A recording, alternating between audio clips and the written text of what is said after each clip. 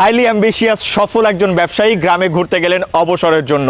যে দেখলেন একটা জেলে অল্প কিছু মাছ নিয়ে নদীর তীরে ফিরে এসেছে, তাই তাকে প্রশ্ন করলেন এত কম মাছ নিয়ে কেন সে ফিরে এসেছে। তখন জেলে উত্তর দিল, কম সময় দিয়েছি তাই, সময় আর একটু বেশি দিলে আর একটু বেশি মাছ পেতাম।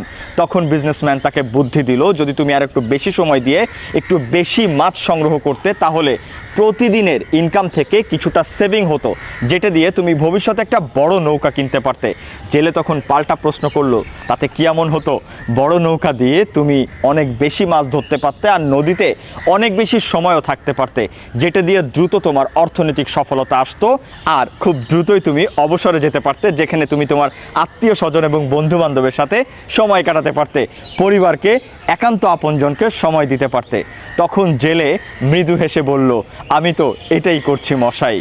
প্রতিদিন হয়তো আমি অল্প মাছ পাচ্ছি, কিন্তু আমার যে অবশিষ্ট সময় আছে সেটা দিয়ে আমি বিশ্রাম করছি, আমার প্রিয়জনের সাথে সময় দিচ্ছি এবং বন্ধুবান্ধবকে পর্যাপ্ত পরিমাণ সময় দিচ্ছি। ইয়েস, গল্পের ঠিক এই জায়গায় আমরা মাঝে মাঝে বুঝতে ভুল করি, ভাবি আরও কিছু সফলতা আসলে হয়তো বা অবসরে যাব, আরও কিছু সফলতা আসলে বা ওই জিনিসটা পেয়ে গেলে আমি হয়তো আনন্দে থাকব। কিন্তু প্রকৃত আনন্দ বর্তমানেই। আমি আপনি বর্তমানটাকে কিভাবে নষ্ট করে ভবিষ্যতের একটু সুখের জন্য চেষ্টা করছি, সেটা আরেকবার ভাবা উচিত নয় কি?